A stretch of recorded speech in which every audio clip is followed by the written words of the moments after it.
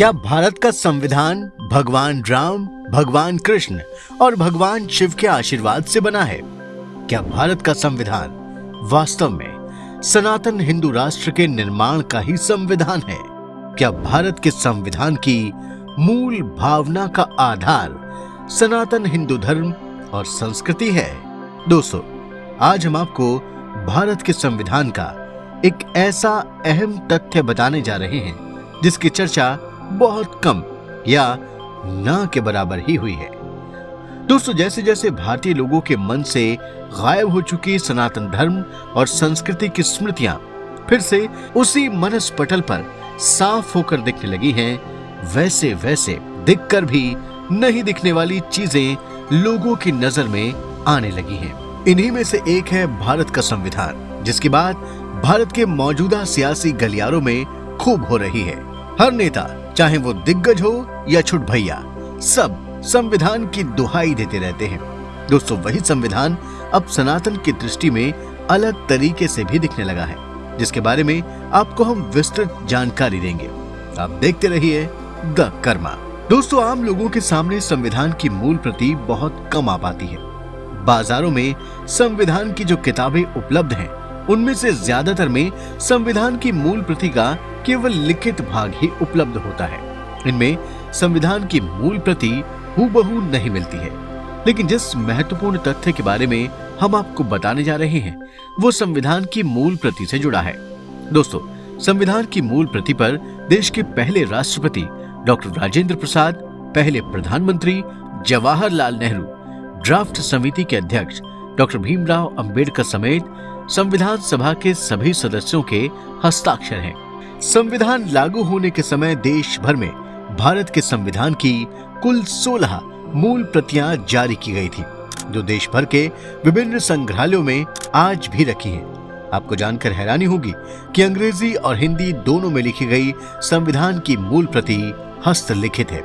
इसे प्रेम बिहारी रायजादा ने अपने हाथों से लिखा है। प्रेम बिहारी जी ने पेन होल्डर निब से संविधान के हर पन्ने को बहुत ही खूबसूरत इटैलिक अक्षरों में लिखा है।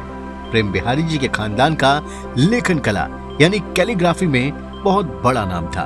दोस्तों, इसी हस्तलिखित संविधान की मूल प्रति में 22 चित्र भी बने हैं। ये 22 चित्र इस बात की तरफ इशारा करते हैं कि भारत का संविधान मूल रूप से सनातन हिंदू राष्ट्र को ही चित्रित करता है। हम संविधान के लिखित भाग पर तो खूब बहस, चर्चा और विश्लेषण करते हैं, लेकिन इन चित्रों और उनकी अहमियत को छोड़ देते हैं। जबकि जिस संविधान पर संविधान सभा के सदस्यों ने दस्तखत किए थे, उनमें ये चित्र बने हुए थे। इस संविधान सभा में हिंदू, मुस्लिम, सिख, ईसाई, दलित, बैकवर्ड कास्ट, फॉरवर्ड कास्ट और दूसरे समुदाय के लोग भी सदस्य थे।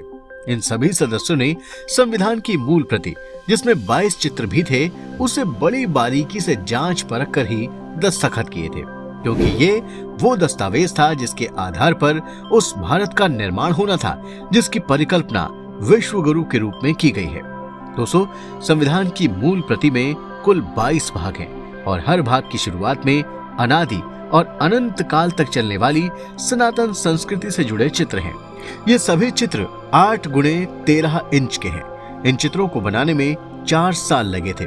इन चित्रों को प्रधानमंत्री जवाहरलाल नेहरू के कहने पर शांति निकेतन के प्रोफेसर नंदलाल बोस ने बनाया था। इस काम के लिए उन्हें 21,000 रुपए मिले थे। दोस्तों, संविधान के जिस भाग को सबसे महत्वपूर्ण माना गया है, वो है भाग 3, जिसमें मौलिक अधिकार का विषय दिया गया है। और आपको जानकर बहुत हैरानी होगी कि इस भाग की शुरुआत में जो चित्र है, वो भगवान राम, माँ सीता और लक्ष्मण का है, जो लंका पर जीत के बाद पुष्पक विमान से अयोध्या लौट रहे हैं। वो भगवान राम जिन्होंने वर्ण, जाति, लिंग, नस्ल और रंग का कोई भेदभाव नहीं किया, जो सभी के प्रति न्यायपूर्ण थे, जिनकी अनुकंपा बिना भेदभाव सबको प्राप्त हुई। ठीक उसी तरह संविधान का भाग 3 जाति, संप्रदाय, लिंग, नस्ल और जन्म स्थान या इनमें से किसी आधार पर भेदभाव के बिना भारत के हर नागरिक को मौलिक अधिकारों की गारंटी देता है। भारत का संविधान राम राज्य स्थापित करने की गारंटी देता है। वो राम राज्य जिसकी चाहत हर सनातनी हिंदू को है। वास्तव में यही हिंदू राष्ट्र का भी आदर्श है। संविधान के भाग 3 की शुरुआत में राम, सीता और लक्ष्मण के चित्र के बाद अब आपको बाकी 21 चित्रों के बारे में बताते हैं। संविधान की मूल प्रति के कवर पर अशोक की लाट और शतदल कमल का चित्र है। इसके बीचों बीच में लिखा है कॉन्स्टिट्यूशन ऑफ इंडिया। संविधान के पहले भाग में सिंधु घाटी सभ्यता के प्रतीक जेबू बैल का चित्र बना है। जेबू बैल को समूह के एक शक्तिशाली नेता के रूप में देखा जाता है जो अपनी प्रजा की रक्षा करता है। संविधान के भाग 1 में संघ और उसके राज्य क्षेत्र का वर्णन है। संविधान के भाग 2 में वैदिक काल के गुरुकुल का चित्र है। भाग 2 नागरिकता से जुड़ा है। राम, सीता और लक्ष्मण के चित्र वाले भाग 3 के बारे में हम आपको पहले ही बता चुके हैं। भाग 4 में महाभारत के कुरुक्षेत्र का चित्र है जिसमें भगवान श्री कृष्ण को गीता का ज्ञान दे रहे हैं। भाग 4 में संविधान के नीति निर्देशक तत्व बताए गए हैं। भाग 5 भगवान बुद्ध का चित्र है जिसमें भगवान बुद्ध लोगों को प्रवचन दे रहे हैं। संविधान के इस भाग में संघ यानी यूनियन की चर्चा है। भाग 6 में जैन धर्म के 24वें तीर्थंकर भगवान महावीर का चित्र है। भाग 6 में राज्य यानी स्टेट के विषय है। भाग 7 में बौद्ध धर्म का प्रसार करते सम्राट अशोक की तस्वीर है। ये भाग भी राज्य यानी स्टेट से जुड़ा है। संविधान के भाग 8 की शुरुआत में मां सीता की तलाश में उड़कर लंका जाते हनुमान जी की तस्वीर है। ये भाग भी राज्य से ही जुड़ा है। भाग 9 में सिंहासन बत्तीसी पर बैठे उज्जैन के राजा विक्रमादित्य का चित्र है। ये भाग भी राज्यों से ही संबंधित है। भाग 10 में प्राचीन नालंदा विश्वविद्यालय और उसकी मोहर का चित्र है।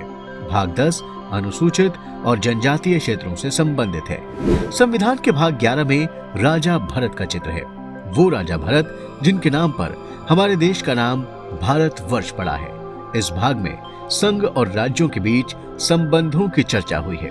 संविधान के भाग 12 में नटराज शिव का चित्र है।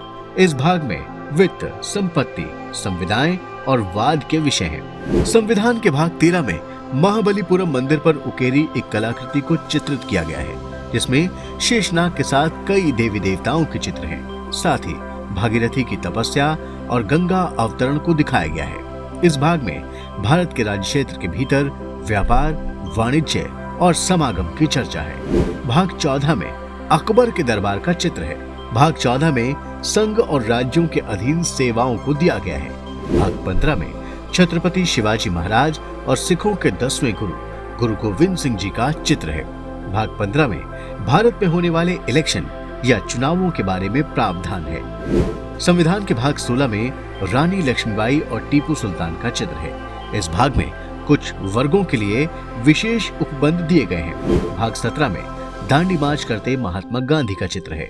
ये भाग आधिकारिक भाषा के विषय में है। संविधान के भाग 18 में महात्मा गांधी का ही दूसरा चित्र है जिसमें बंटवारे के खिलाफ उनकी नुआखाली यात्रा को दिखाया गया है। इस भाग में आपात उपबंध दिए गए हैं। संविधान के भाग 19 में सुभाष चंद्र बोस की तस्वीर है जिसमें वो आजाद हिंद फौज के झंडे को सलामी दे रहे हैं। इस भाग का नाम प्रकीर्ण है। संविधान के भाग 20 में हिमालय का चित्र है जिसमें संविधान के संशोधन के बारे में दिया गया है। संविधान के भाग 21 में थार रेगिस्तान के बीच गुजरते हुए ऊंटों के काफिले का चित्र है। इस भाग में अस्थायी, संक्रमणकालीन और विशेष उपबंध हैं। भाग 22 में समुद्री जहाज का चित्र है। ये चित्र हमारे गौरवशाली सामुद्रिक इतिहास को दर्शाता है। संविधान के पिछले या बैक कवर पर सुनहरे रंग का पुष्पहार बना है जो स्वतंत्रता आंदोलन के शहीदों को समर्पित है। दोस्तों, संविधान की मूल प्रति पर अंकित यह सभी चित्र सनातन हिंदू धर्म और संस्कृति के भी प्रतीक चिन्ह है। वो सनातन धर्म और संस्कृति जिसमें पूरे विश्व को समाहित करने की क्षमता है। वो सनातन धर्म जो आर्थिक, सामाजिक, वैज्ञानिक और आध्यात्मिक प्रगति में सहायक है, न कि बाधक। व्यापक रूप से देखें तो सनातन ही हर तरह की प्रगति का आधार है। आपको बता दें कि हमारे संविधान निर्माताओं ने संविधान की मूल प्रति की प्रस्तावना में सेक्युलर यानी धर्मनिरपेक्ष शब्द का इस्तेमाल नहीं किया था। संविधान निर्माण के दौरान 1949 में संविधान सभा के एक सदस्य ने संशोधन प्रस्ताव लाकर सेक्युलर शब्द जोड़ने की कोशिश की थी, लेकिन संविधान सभा ने इस प्रस्ताव को खारिज कर दिया था। ये इस बात को दर्शाता है कि हमारे संविधान निर्माता व्यक्ति को मिलने वाले न्याय और देश की प्रगति में धर्म को बाधक नहीं मानते थे। लेकिन इमरजेंसी के दौरान इंदिरा गांधी सरकार द्वारा लाए गए 42वें संविधान संशोधन विधेयक के द्वारा सेक्युलर शब्द को जोड़ दिया गया। वास्तव में संविधान की मूल प्रति में जिन चित्रों को दिखाया गया है वो एक सनातन राष्ट्र की स्थापना का आदर्श ही दर्शाते हैं। वो सनातन जिसे हम हिंदू शब्द से भी संबोधित करते हैं। हमें इन चित्रों के नजरिए से भी अपने संविधान को समझने की जरूरत है, तभी हम उस राम राज्य की स्थापना कर पाएंगे जो वास्तव में सनातन हिंदू राष्ट्र का ही रूप होगा। दोस्तों, संविधान की मूल प्रति में अंकित चित्रों पर हमारा ये वीडियो आपको जरूर पसंद आया होगा। अब आप इसे लाइक और शेयर करें और हमारे चैनल को भी जरूर सब्सक्राइब करें। धन्यवाद।